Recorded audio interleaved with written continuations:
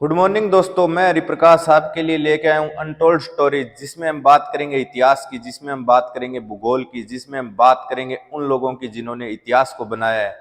तो आज हमारा पहला चैप्टर है जिस पे हम चर्चा करेंगे हिटलर के बारे में। हिटलर के बारे में आपने बहुत सुना होगा, बहुत पढ़ा होगा, लेकिन जितना सुना होगा, जितना पढ़ा होगा, उसका कभी विश्लेषण किया होगा या नहीं किया होगा, ये आपको पता चलेगा ये वीडियो देखने के बाद। आपको आज मैं बताऊंगा हिटलर कौन था, हिटलर क्या था, हिटलर हिटलर के बारे में आप कितना जानते हैं।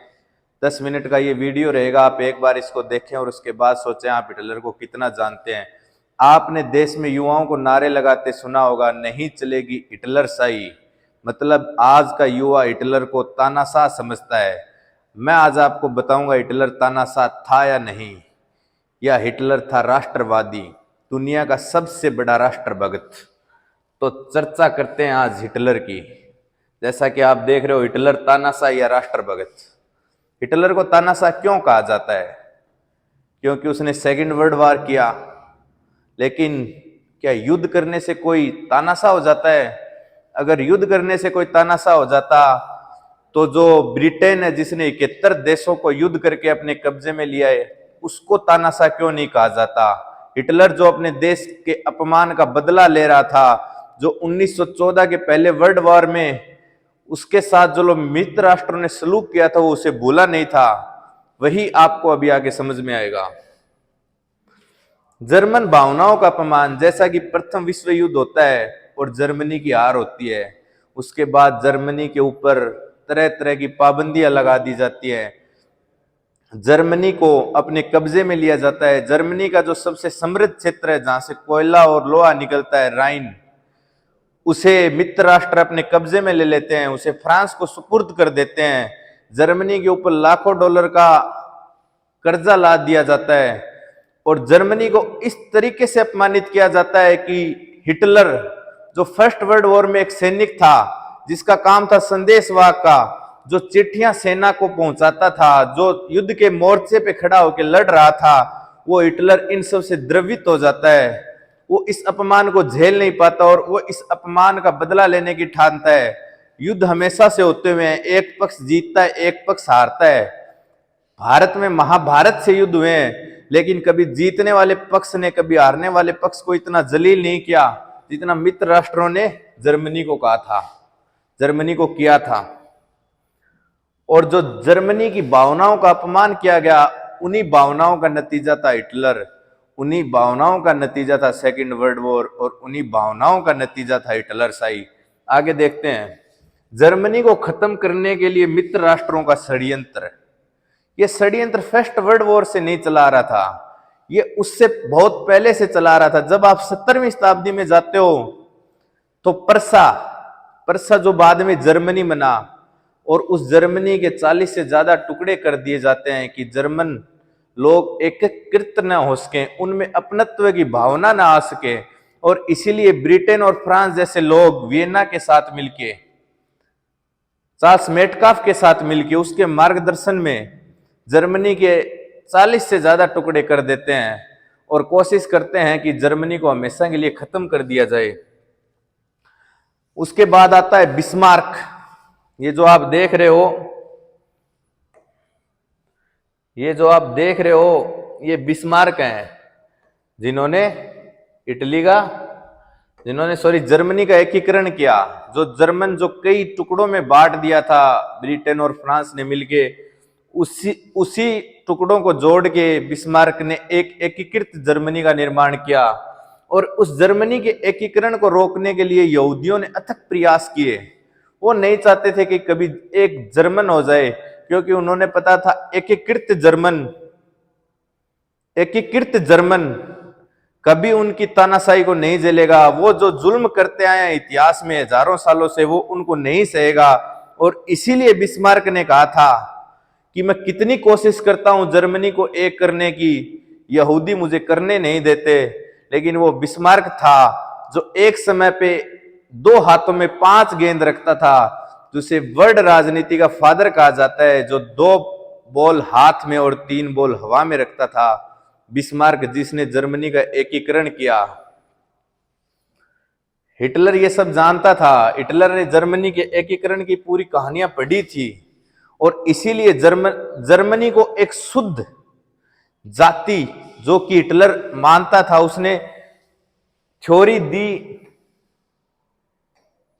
जिसने थ्योरी दी हिटलर की शुद्ध जर्मन नारीय नीति, जिसमें हिटलर ने कहा कि जो औरत शुद्ध जर्मन नारीय बच्चे पैदा करेगी, अगर वो 8 बच्चे पैदा करती है तो उसे गोल्ड मेडल मिलेगा, अगर 6 बच्चे पैदा करती है तो उसे सिल्वर मेडल मिलेगा, और 4 बच्चे पैदा करती है तो उसे ब्रॉन्ज मेडल मिलेगा।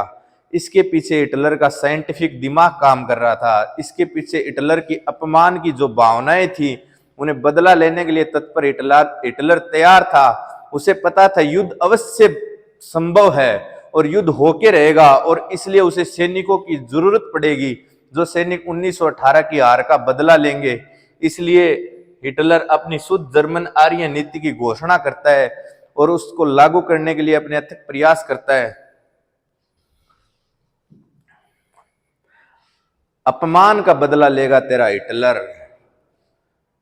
मित्र राष्ट्रों ने फर्स्ट वर्ल्ड वॉर के बाद इटली की सेना को भंग कर दिया, उसके उद्योगों को तहस नहस कर दिया, उसके ऊपर हजारों कर्जे लगा दिए।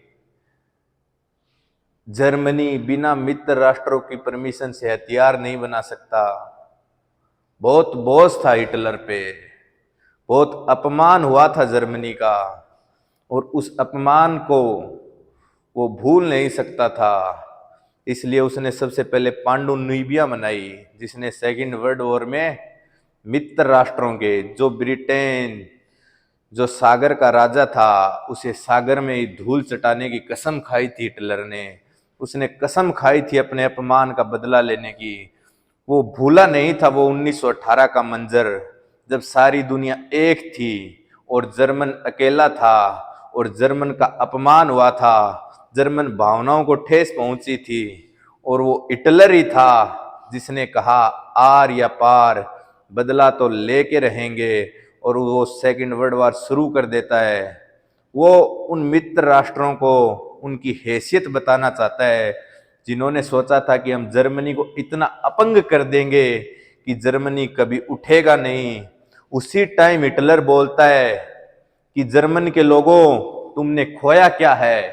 तुमने कुछ नहीं खोया। तुम्हारे पास तुम्हारे हाथ हैं, तुम्हारे पास तुम्हारा जज्बा है, और जब तुम्हारे पास तुम्हारे हाथ हैं, जब तुम्हारे पास तुम्हारा जज्बा है, तो तुम किस चीज के लिए रोते हो? उठ खड़े हो, महाराजा छत्रपति शिवाजी की तरह लड़ो, जिसे औरंगजेब ने धोखे से आगरा में कैद कर लिया। लेकिन वो छत्रपति महाराज थे, वो जयचंद नहीं जो डर जाएं। वो वीर छत्रपति शिवाजी महाराज जो अफजल खां के कैंप में जाते हैं और उसका पेट चीर के उसकी हत्या कर देते हैं, अपने हुए अपमान का बदला लेते हैं। तो हिटलर वही छत्रपति शिवाजी महाराज की अगली कड़ी है, जो अपने अपमान को सहता है, लेकिन अपने अपमान को भूलता नहीं, अपने अपमान का बदला लेता है, और वो बदले का नाम होता है द्वितीय विश्व युद्ध। भले ही उस युद्ध में हिटलर की हार हो जाती है, लोगों के दिमाग में हिटलर के प्रति मित्र राष्ट्र इतनी नफरत भर देते हैं, इतनी झूठी झूठी अफवाहें फैलाते हैं, इतनी कहानियां, इतनी किताबें लिखी जाती हैं, लेकिन आज आप जब भी किसी एक जर्मन नागरिक से मिलोगे, उसके दिल में छुपा दर्द पूछोगे, तो वो बताएगा कि हिटलर ने हमें जीना सिखाया, हमारा मान सम्मान हमें लौटाया। जब पहला विश्व युद्ध जर्मनी हारता है तो उसके साथ सलूक होता है, उस पर पाबंदियां लगाई जाती हैं, उसके ऊपर अंट संट जो भी मन में आता है वो थोप दिया जाता है, उसकी सेना भंग कर दी जाती है, उसके उद्योग धंधे चौपट कर दिए जाते हैं, उसके क्षेत्र पे कब्जा कर लिया जाता है। लेकिन सेकेंड वर्ल्ड वॉर में जब हिटलर उन मित्र राष्ट्रों को बताता है कि जर्मन भावनाओं का अपमान तुम्हें बहुत भारी पड़ेगा, तो जब द्वितीय विश्व युद्ध में हिटलर हार जाता है और हिटलर खुद को गोली मार के एक वीर की तरह मरता है, वो नहीं चाहता कि मैं मित्र राष्ट्रों के हाथ लगूं, और वो फिर एक बार जर्मनी का अपमान करें। और द्वितीय विश्व युद्ध के बाद वही होता है। मित्र राष्ट्रों के दिमाग में खौफ है कि अब की बार अगर फिर जर्मनी का अपमान हुआ तो फिर कोई हिटलर पैदा होगा और कहानी वही दोहराई जाएगी। तो सेकेंड वर्ल्ड वार के बाद मित्र राष्ट्र यूएसए और रूस सब मिलके जर्मन भावनाओं का सम्मान करते हैं और उसके ऊपर कोई युद्ध हर्जाना नहीं लगाते, बल्कि उसको उसके रिनोवेशन के लिए मनी उपलब्ध कराते हैं, क्योंकि उन्हें पता है कि जो उन्होंने फर्स्ट वर्ल्ड वॉर में गलती की थी उसी का परिणाम था हिटलर। तो आप समझ गए होंगे, आप जितने भी लोग हो जो हिटलर को आज तक बुरा मानते थे, तो मैंने बताया हिटलर सिर्फ एक व्यक्ति नहीं था, वो एक राष्ट्र की आत्मा थी, वो एक राष्ट्र के लोगों की भावनाएं थी और उन भावनाओं का नाम हिटलर था। हिटलर कोई ऐसा व्यक्ति नहीं था जिसने किसी जर्मन के साथ जबरदस्ती की हो। लोग हिटलर को पूजते हैं क्योंकि उसने अपने जर्मन स्वाभिमान को जिंदा रखा। और आज ये हमारा पहला वीडियो था हिटलर पे। आप हमारे चैनल को लाइक करें, सब्सक्राइब करें, शेयर करें। रोजगार के कलाकार, कल हम आपके साथ बात करेंगे बरमूडा ट्रायंगल पे। धन्यवाद दोस्तों।